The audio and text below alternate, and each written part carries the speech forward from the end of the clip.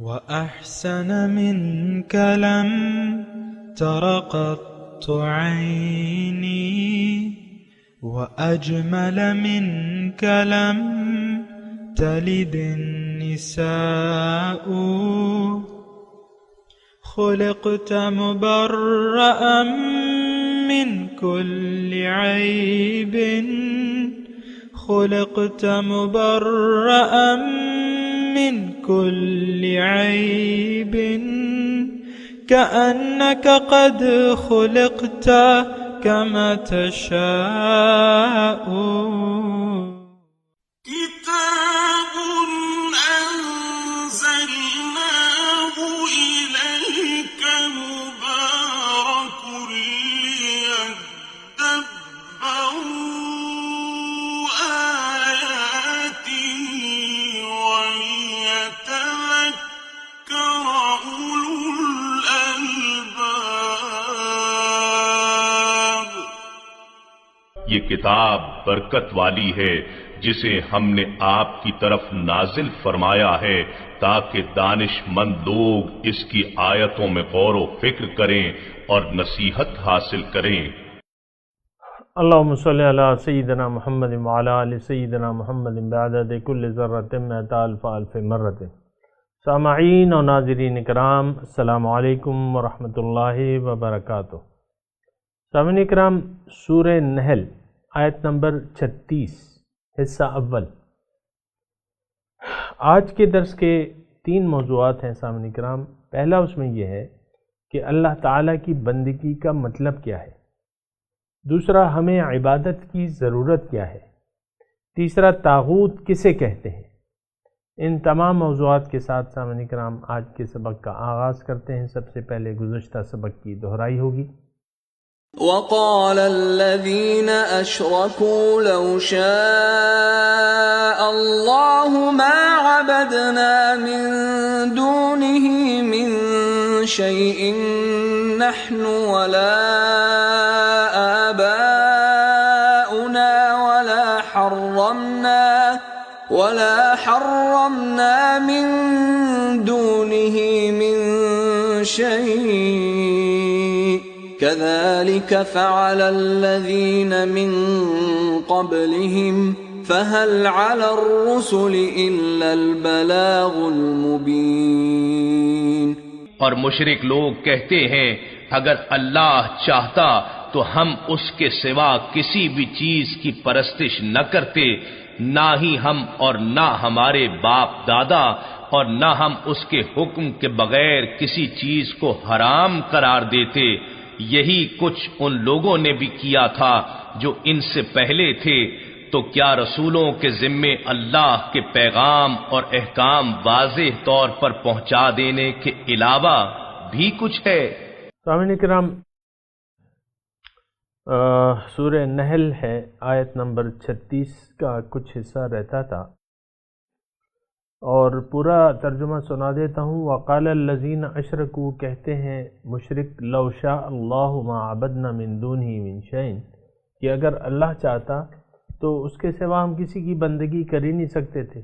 نحن ولا آباؤنا، نہ ہم نہ ہمارے آباء و اجداد، ولا حرمنا من دونہ من شیء، اور اس کے بغیر ہم کسی چیز کو حرام کر ہی نہیں سکتے تھے۔ کذالک فعل الذین من قبلہم، اسی طرح کیا ہے ان لوگوں نے جو ان سے پہلے تھے۔ تو فہل علی الرسل، پس ہمارے رسولوں کے ذمہ جو ہے، الا البلاغ المبین، مگر پہنچا دینا ہے صاف صاف۔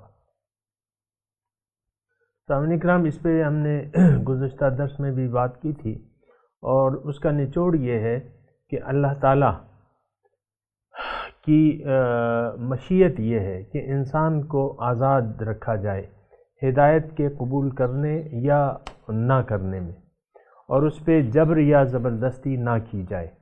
اگر کوئی ایسا سوچتا ہے کہ اللہ تعالیٰ جبر کرتا ہے دین کے سلسلے میں، تو یہ اس کی غلط فہمی ہے اور اس کا نقصان وہ خود ہی اٹھائیں گے۔ تو یہ ایک بہانہ ہے، جو شیطانی بہانہ آپ اسے کہہ سکتے ہیں۔ آج بھی ایسے ہوتے ہیں سامعین کرام، کل گزشتہ سبق میں نے آپ کو بتایا تھا۔ دوسرے، آج فَهَلْ عَلَى الرُّسُلِ إِلَّا الْبَلَاغُ الْمُبِينُ، اللہ تعالیٰ فرماتا ہے کہ جو میرے رسول ہیں ان کے ذمے صاف صاف پہنچا دینا ہے۔ اس آیت میں سامعین کرام اس جملے میں اللہ تعالیٰ نے اپنے رسولوں کی ذمہ داری کا ایک واضح تعین کر دیا ہے۔ ہدایت اللہ تعالیٰ کی طرف سے ہے، ہدایت کی توفیق اللہ تعالیٰ دیتا ہے اگر کوئی چاہتا ہے، نہیں دیتا اگر کوئی نہیں چاہتا، یہ بات نوٹ کر لیں۔ دوسرا، رسول کے ذمے ایک کام، ایک ڈیوٹی یہ ہے کہ اس کے ذمے پہنچا دینا ہے، الا البلاغ المبین، بس یہ بالکل واضح آیت ہے۔ دیکھیں اس کے بعد رسول کی ذمہ کوئی اور ڈیوٹی نہیں ہے۔ ما انت علیہم بمسیطر، دوسری جگہ ہے آپ ان پر کوئی زبردستی بات منوانے والے نہیں ہیں، مسیطر۔ ما انت علیہم بوکیل، اس طرح کے مختلف الفاظ آئے ہیں قرآن میں، لیکن یہ ہے کہ رسول کی اب اصل ڈیوٹی جو ہے وہ اللہ کا پیغام جو ہے وہ پہنچا دینا ہے، یہ بات نوٹ کر لیں۔ آج کا جو سبق ہے اس کا لفظی ترجمہ کیا ہے؟ وَلَقَدْ بَعَثْنَا فِي كُلِّ أُمَّةٍ رَسُولًا، اللہ تعالیٰ فرماتا ہے میں نے یقیناً بھجوائے ہر امت میں رسول، ان اعبدوا اللہ، کہ ان کے پیغام کا خلاصہ کیا تھا؟ ان اعبد اللہ، کہ اللہ کی بندگی اختیار کر لو، وَاجْتَنِبُوا الطَّاغُوتَ، اور طاغوت سے اجتناب کرو، فَمِنْهُمْ مَنْ هَدَى اللَّهُ، بس اس میں سے بعض لوگ ہدایت پا گئے، وَمِنْهُمْ مَنْ حَقَّتْ عَلَيْهِ الضَّلَالَةُ، اور ان میں سے بعض ایسے تھے کہ جن پر گمراہی ثابت ہو گئی، فَسِيرُوا فِي الْأَرْضِ، بس تم سیر کرو زمین میں، فَانظُرُوا كَيْفَ كَانَ عَاقِبَةُ الْمُكَذِّبِينَ، دیکھو کیا ہوا انجام جھٹلانے والوں کا۔ سامعین کرام، جو یہ آیت ہم نے پڑھی ہے، اللہ تعالیٰ فرما رہے کہ ہر امت میں میں نے رسول بھجوائے تاکہ وہ اللہ کا پیغام لوگوں تک پہنچا دیں۔ اللہ تعالیٰ کا پیغام کیا ہے؟ ان اعبدوا اللہ، کہ لوگوں اللہ کی بندگی اختیار کر لو، وَاجْتَنِبُوا الطَّاغُوتَ، اور طاغوت سے پرہیز کرو۔ طاغوت کیا ہے؟ ہر باطل قوت، اللہ کے سوا ہر وہ ہستی، سامعین کرام ذرا یہ جملہ نوٹ کر لیں، ہر وہ ہستی جس کا اللہ کے مقابلے میں کہنا مانا جائے تو وہ طاغوت ہے، خواہ وہ آپ کا نفس ہے، وہ شیطان ہے، وہ معاشرہ ہے، وہ آپ کے گمراہ والدین ہیں، گمراہ بہن بھائی ہیں، گمراہ معاشرہ ہے، گمراہ دوست ہیں، یہ سب طاغوت ہیں۔ اور ہر وہ چیز جو مٹیریل سے تعلق رکھتی ہے لیکن آپ اس کو کچھ اہمیت دیتے ہیں، مثال کے طور پہ سونا چاندی ہے، مال دولت ہے، آپ اس کو اگر اہمیت دیتے ہیں تو وہ بھی طاغوت میں ہے، اگر وہ اللہ تعالیٰ سے آپ کو روکتی ہے۔ حقیقت میں بات یہ ہے کہ ان تمام طاغوت کی حیثیت جو ہے وہ ایسی نہیں ہے کہ مطلب یہ ہے کہ یہ اس کی ذاتی صفت ہے، یعنی جو آپ کے سامنے میں نے بیان کی نا کہ یہ مال و دولت خاص طور پہ یہ ایسی چیز نہیں ہے، بذات خود تو یہ ایک دھات ہے، سونا چاندی، پیسہ روپیہ، پیسہ تو پھر اس کی ایک شاخ نکلی ہے نا سامنے کرام، سونا ہوگا تو پھر وہ بنے گا، نوٹ بنیں گے، سونا نہیں ہوگا تو نوٹ تو نہیں بن سکتے۔ تو یہ بات جو ہے ذرا ذہن میں رکھیں کہ وہ بذات خود بری چیزیں نہیں ہیں، تو اللہ تعالیٰ کی مخلوق ہے، اللہ تعالیٰ کی پیدا کردہ ایک دھات ہے، اس کو سونا ہے، چاندی ہے، ہیرے جواہرات جو کچھ بھی ہیں، لیکن اگر آپ ان کی وجہ سے اللہ کی بندگی سے رک گئے تو یہ طاغوت، یہ یعنی آپ نے طاغوت یعنی غیر اللہ کے آپ نے کہنا مان لیا یا اس کے دھوکے میں آ گئے، تو طاغوت جو ہے وَاجْتَنِبُوا الطَّاغُوتَ۔ سامنے کرام میں تھوڑا سا چاہ رہا ہوں کہ ان اعبدوا اللہ وَاجْتَنِبُوا الطَّاغُوتَ پہ بات کروں، کیونکہ یہ بہت اہم، اس آیت میں بہت اہم مضمون بیان ہوا ہے۔ سارے رسول، وَلَقَدْ بَعَثْنَا فِي كُلِّ أُمَّةٍ الرَّسُولِ. دیکھیں اس آیت میں تمام پیغمبروں کی دعوت کا خلاصہ اللہ تعالیٰ نے بیان کیا ہے. آپ نے سنا نا، دوبارہ سنیں ترجمہ، بڑا مزیدار آیت ہے، بڑی پرحکمت ہے. وَلَقَدْ بَعَثْنَا، اور میں نے بھجوائے، فی کل امت، ہر امت میں، رسول بھجوائے. پیغام کیا تھا ان کا؟ ان اعبدوا اللہ واجتنبوا الطاغوت. بس یہ پیغام تھا، مرکزی پیغام جو تھا وہ یہ تھا کہ تم اللہ کی بندگی اختیار کر لو اور طاغوت سے اجتناب کرو. تو یہ تھوڑا سا اس پہ میں بات کرنا چاہ رہا ہوں سامعین کرام اللہ تعالیٰ کی توفیق سے، اور وہ یہ ہے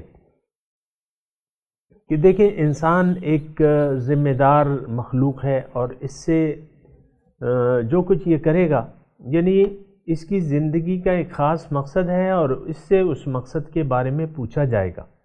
پھر اللہ تعالیٰ نے اس کے مقصود کے حاصل کرنے کا ایک ذریعہ اور طریقہ بھی مقرر کر دیا ہے، اور وہ کیا ہے؟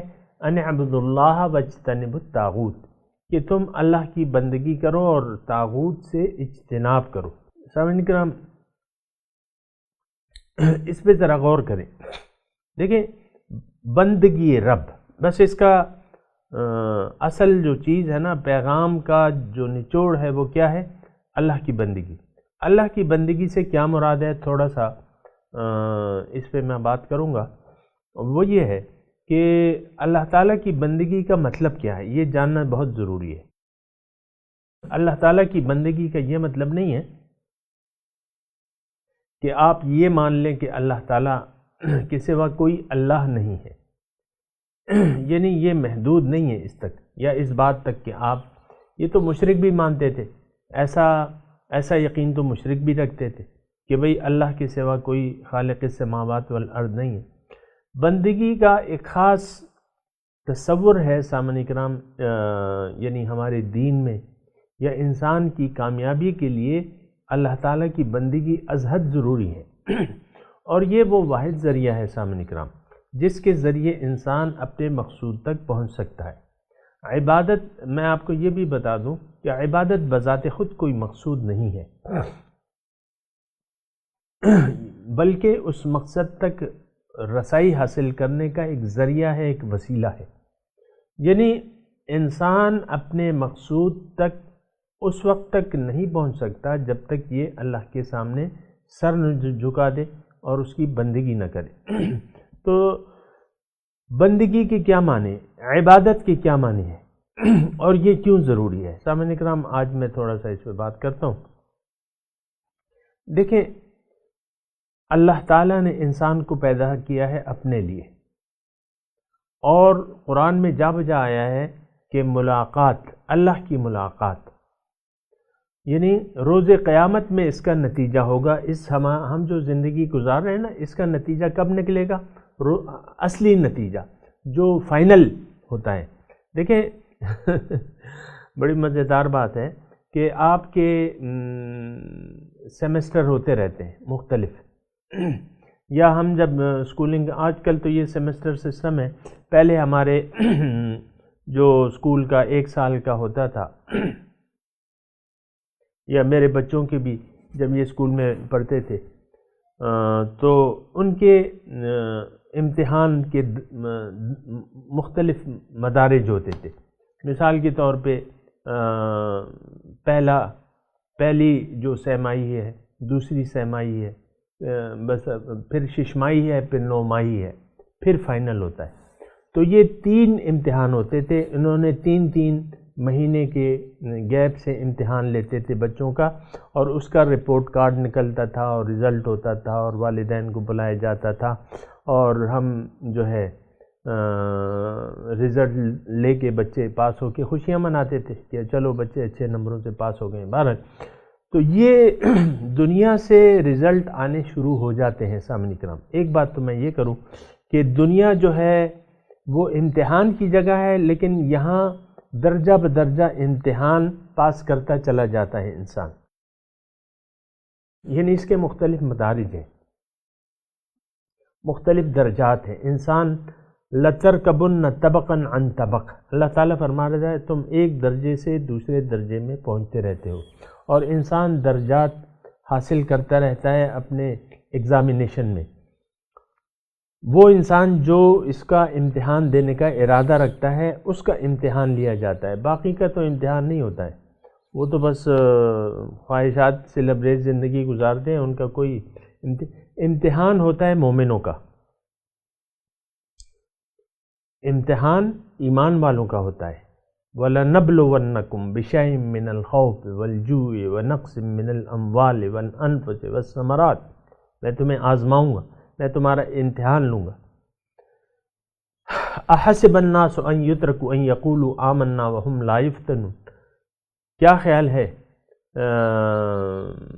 کہ لوگوں کا کیا خیال ہے کہ انہوں نے کہہ دیا کہ ہم ایمان لے آئے، ہم ان کا امتحان نہیں لیں گے؟ کیوں نہیں لیں گے؟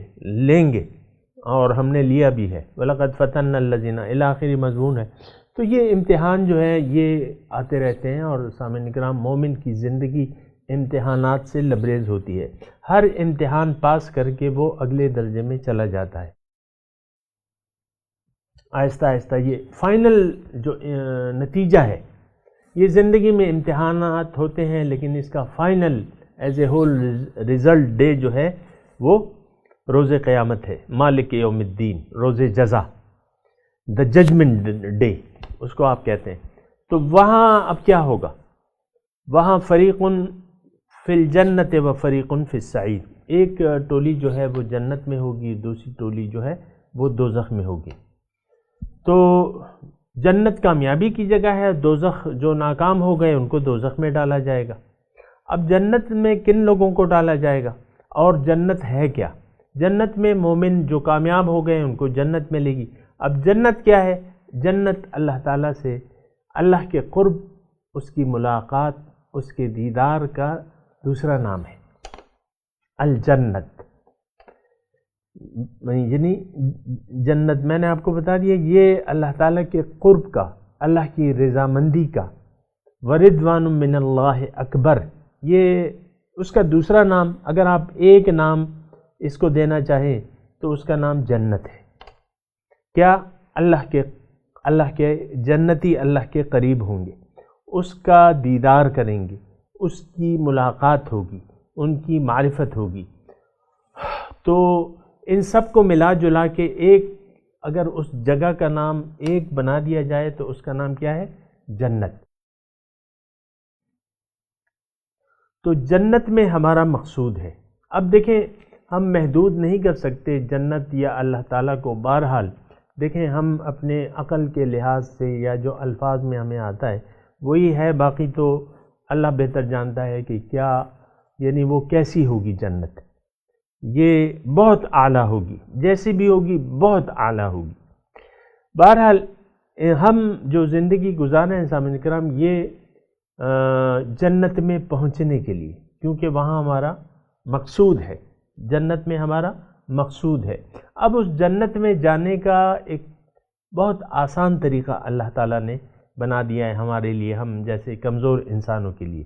کیا کہ اللہ تعالیٰ نے ہمیں جسم دیا ہے، قوتیں دی ہیں، پھر زندگی عطا فرمائی ہے. اب ہم نے کرنا کیا ہے؟ دنیا میں آ کے ہم نے زندگی گزارنی ہے.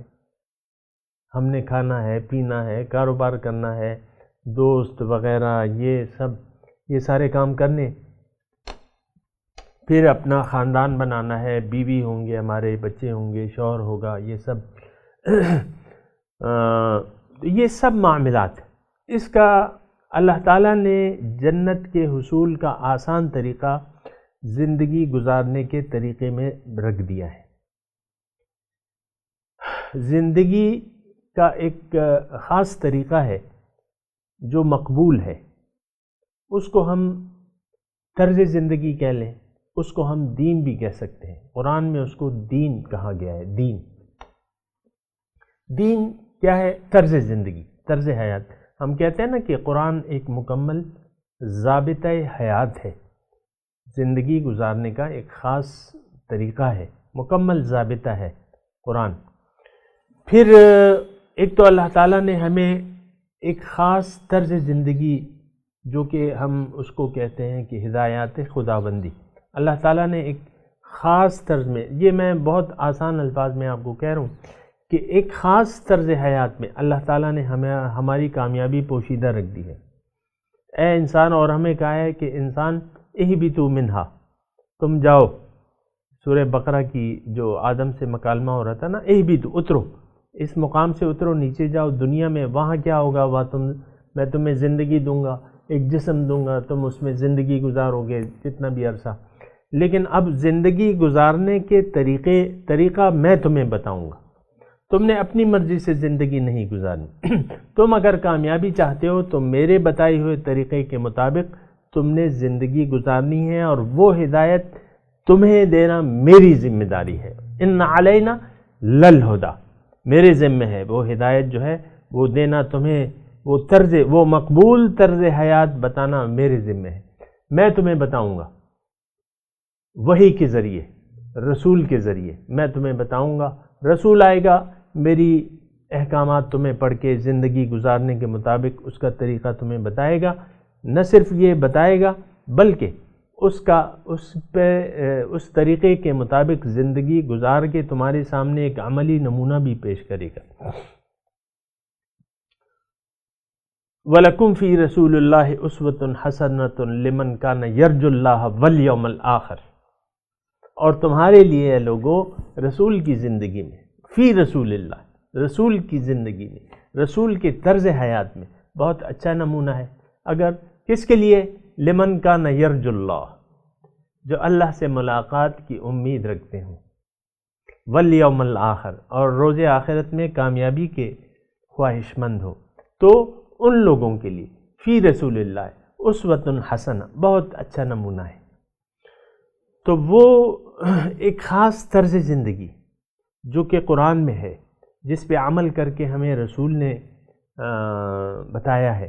دوسری آیت میں پیش کرنا چاہتا ہوں، وہ یہ ہے کہ قل ان کنتم تحبون اللہ فاتبعونی یحببکم اللہ، آپ ان سے کہہ دیجئے اے لوگو، اے اللہ کے چاہنے والو، اگر واقعی تم اللہ سے پیار کرتے ہو، محبت کرتے ہو، ان کنتم تحبون اللہ، یعنی اللہ تک پہنچنا چاہتے ہو، اللہ سے ملاقات کے امیدوار ہو، اللہ کا دیدار چاہتے ہو، اللہ کے قریب ہونا چاہتے ہو، اس کی پہچان چاہتے ہو، ان کنتم تحبون اللہ، تو اللہ تعالیٰ فرما رہا ہے میں تمہیں ایک آسان طریقہ بتاتا ہوں، اے رسول آپ ان کو کہہ دیجئے میری اتباع شروع کر دو، فاتبعونی، میرا اسوہ حسنہ جو ہے اس کا اتباع شروع کر دو، رسول کا اتباع شروع کر دو، رسول کے نقش قدم پر چلنا شروع کر دو، رسول کی زندگی کو اپنا لو، اس کو اپنے لیے ایک نمونہ بنا لو اور ان کا اتباع کرو، فاتبعونی، میرا اتباع کرو، تو ہوگا کیا؟ تم اپنے مقصد میں کامیاب ہو جاؤ گے۔ یحببکم اللہ، نہ صرف یہ کہ تمہیں اللہ تعالیٰ کی قرب مل جائے گا، نہ صرف یہ کہ روز قیامت تم اس کے دیدار کے اہل بن جاؤ گے، تم میں وہ صلاحیت پیدا ہو جائے گی رسول کے اتباع سے، نہ صرف یہ کہ تم اللہ کی معرفت حاصل کرو گے، بلکہ میں تمہیں اپنا محبوب بنا لوں گا۔ یحببکم اللہ، میں تمہیں اپنا محبوب بنا لوں گا۔ کر کے تو دیکھو، یحببکم اللہ۔ تو سامعین اکرام، میں آ رہا ہوں اپنے مضمون کی طرف کہ بندگی رب، اللہ کی بندگی، صرف اللہ کی بندگی، اور بندگی میں نے یعنی عبادت کا مفہوم بتایا ہے۔ عبادت کیا ہے؟ اللہ تعالیٰ کے حکم کے مطابق زندگی گزارنا۔ عبادت کیا ہے؟ حضور صلی اللہ علیہ وسلم کا کامل اتباع، اس کا نام عبادت ہے۔ صرف نماز، روزہ، حج، زکوٰۃ عبادت نہیں ہے، بلکہ آپ سب سے پہلے تو عقیدہ ہے۔ یہ میں ذرا وضاحت، یہ اکثر باتیں جو ہیں عام طور پہ سمجھ میں نہیں آتی۔ اول تو سامعین اکرام ایمان باللہ ہے، اس کے بعد اعمال کا نمبر آتا ہے۔ اعمال پہلے نہیں ہے، اعمال کا نمبر دوسرا ہے۔ پہلے تو عقیدہ ہے، پہلے تو منزل کا انتخاب ہے۔ ہماری منزل ہی غلط ہے، ہم جو زندگی گزار رہے ہیں اس کی تو منزل ہی غلط ہے، اس کی منزل تو دنیا ہے۔ اس کی ہماری منزل تو مال و دولت کا حصول ہے، اچھی زندگی، اچھا مستقبل تو ہم دنیا کو قرار دیتے ہیں؟ نہیں، تم نے اول ایمان باللہ لانا ہے، اللہ پہ ایمان لانا ہے کہ نہیں، دنیا میرا مقصود نہیں ہے، دنیا مجھے محبوب نہیں ہے، اللہ مجھے محبوب ہے، اللہ میرا مقصود ہے، میرا مقصد حیات اللہ ہے، اور میں یہ بات کہتا ہوں کہ ان صلاتی و نسکی و محیایا و مماتی للہ رب العالمین، میں یہ اقرار کرتا ہوں کہ میری نماز، میری قربانی، میری زندگی، میری موت یہ اللہ کے لیے ہے۔ تو اللہ کو مقصود بنا لینا یہ ایمان باللہ ہے، اللہ کو محبوب واحد بنا لینا، یقین کر لینا۔ ایمان کا مطلب یقین، ایمان باللہ، اللہ پر ایمان یا یقین کا کیا مطلب ہے کہ ہاں اللہ ہی میرا مقصود ہے، اللہ ہی میرا معبود ہے، میں نے کسی کا بات نہیں ماننی اللہ کے حکم کے مقابلے میں، یہ اللہ ہی میرا معبود ہے، میں نفس کا کہنا نہیں مانوں گا، میں شیطان کا کہنا نہیں مانوں گا، صرف اللہ کے سامنے میں سر جھکاؤں گا، کیونکہ اللہ ہی میرا مقصود ہے، وہی میرا محبوب ہے۔ اور تو یہ سامعین کرام ان اعبد اللہ کا مطلب ہے کہ اللہ کی بندگی، اللہ کی بندگی، یہ ایک میں جملہ کہہ رہا ہوں سامعین کرام، اللہ کی بندگی جب تک ہم اللہ کو چاہیں گے نہیں، وہ اس کو ہم اپنا مقصد زندگی نہ بنائیں گے۔ یہ یاد رکھیں سامعین کرام کہ آپ اللہ کی بندگی نہیں کر سکتے، کر نہیں سکتے۔ اللہ تو فرماتا ہے ادخلوا فی السلم کافہ، دین میں پورے کے پورے داخل ہو جاؤ، لا تتبعوا خطوات الشیطان، شیطان کے نقش قدم کی پیروی نہ کرو کہ اس نے ایک حکم سے انکار کر دیا تھا۔ تو ان اعبد اللہ، سارے رسول آئے ہیں اور یہ کہا ہے کہ بھئی تم نے اگر اپنے مقصود تک پہنچنا ہے تو اس کی بندگی شروع کر دو، اس کی عبادت شروع کر دو، اس کا کہنا ماننا شروع کر دو، اس کے بتائے ہوئے طریقے کے مطابق زندگی گزارنا شروع کر دو، اور وَاجْتَنِبُوا الطَّاغُوتَ، اور تم اجتناب کرو طاغوت سے، یعنی طاغوت ہر وہ ہستی، دیکھیں میں آسان مطلب کہہ رہا ہوں طاغوت کا، طاغوت اصل میں کہتے ہیں سرکش قوتیں، ہر وہ قوت جو آپ کو اللہ کے حکم کے مقابلے میں کوئی رائے پیش کرے وہ طاغوت ہے۔ یہ آسان میں نے آپ کو سمجھنے کے لیے، طاغوت سے اجتناب، ہر وہ ہستی جو آپ کو اللہ کے حکم کے مقابلے میں اپنا حکم پیش کرے، اپنی رضا پیش کرے، وہ طاغوت ہے۔ وَاجْتَنِبُوا الطَّاغُوتَ، تو یہ تمام رسولوں کی یہ دعوت تھی سامعین کرام۔ میں دوبارہ ترجمہ کرتا ہوں، وَلَقَدْ بَعَثْنَا فِي كُلِّ أُمَّةٍ رَسُولًا، ہم نے بھجوائے ہر امت میں رسول۔ انسانیت کا خلاصہ بیان ہو رہا ہے سامعین اکرام، ایک پیغمبر کی رویداد نہیں ہے۔ فی کل امت رسولا، اور ان کی دعوت کیا تھی؟ ان اعبدوا اللہ، کہ اللہ کی بندگی اختیار کر لو، وجتنبوا الطاغوت۔ کیا مطلب اس جملے کا؟ کہ اے لوگو، اگر تم اپنے مقصد حیات میں کامیابی چاہتے ہو تو اس کا طریقہ یہ ہے کہ اللہ کی بندگی شروع کر دو، اللہ کی عبادت شروع کر دو، اللہ کے حکم کے سامنے سر جھکا دو۔ وَاجْتَنِبُوا الطَّاغُوتَ، اللہ کے حکم کے مقابلے میں جو بھی ہستیاں تمہیں کوئی اپنی خواہشات پیش کرتی ہیں وہ طاغوت ہیں، ان سے بچو۔ تو سامعین کرام، آج یہیں تک ہوا ہے، اور انشاءاللہ اس کے دوسرے حصے میں پھر باقی بات کریں گے۔ ابھی میں تلاوت کرتا ہوں، میرے ساتھ دہرائیے۔ اعوذ باللہ من الشیطان الرجیم، بسم اللہ الرحمن الرحیم۔ وَلَقَدْ بَعَثْنَا فِي كُلِّ أُمَّةٍ رَسُولًا أَنِ اعْبُدُوا اللَّهَ وَاجْتَنِبُوا الطَّاغُوتَ فَمِنْهُمْ مَنْ هَدَى اللَّهُ وَمِنْهُمْ مَنْ حَقَّتْ عَلَيْهِ الضَّلَالَةُ فَسِيرُوا فِي الْأَرْضِ فَانظُرُوا كَيْفَ كَانَ عَاقِبَةُ الْمُكَذِّبِينَ۔ اللہ،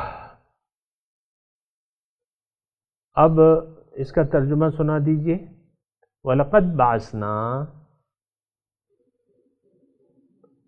اور ہم نے بھجوائے، مبعوث کیے، فی کل امت رسولاً، ہر امت میں رسول، ان اعبدوا اللہ واجتنبوا الطاغوت، پیغام کیا تھا؟ اللہ کی بندگی اختیار کر لو اور طاغوت سے اجتناب کرو۔ فَمِنْهُمْ مَنْ هَدَى اللَّهُ، بعض ان میں سے ایسے تھے جن کو اللہ نے ہدایت دے دی۔ وَمِنْهُمْ مَنْ حَقَّتْ عَلَيْهِ الضَّلَالَةُ، اور بعض ایسے تھے کہ جن پہ گمراہی ثابت ہو گئی۔ فَسِيرُوا فِي الْأَرْضِ، سیر کرو زمین میں، فَانظُرُوا، دیکھو، کیف کان عاقبۃ المکذبین، کیا ہوا انجام جھٹلانے والوں کا۔ سامعین اکرام، اب ان آیات کی تلاوت اور ترجمہ سنتے ہیں۔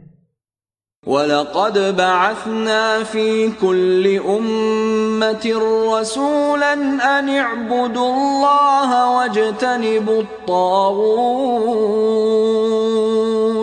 فَمِنْهُمْ مَنْ هَدَى اللَّهُ وَمِنْهُمْ مَنْ حَقَّتْ عَلَيْهِ الضَّلَالَةُ فَسِيرُوا فِي الْأَرْضِ فَانظُرُوا كَيْفَ كَانَ عَاقِبَةُ الْمُكَذِّبِينَ۔ To every community we sent a messenger, worship God, and avoid idolatry. Some of them God guided, while others deserved misguidance. So travel through the earth, and see what the fate of the deniers was. اس کے ساتھ ہی آج کے درس کا وقت اختتام کو پہنچا۔ انشاءاللہ اگلے درس میں ملاقات ہوگی۔ وآخر دعوانا ان الحمدللہ رب العالمین، والسلام علیکم ورحمۃ اللہ وبرکاتہ۔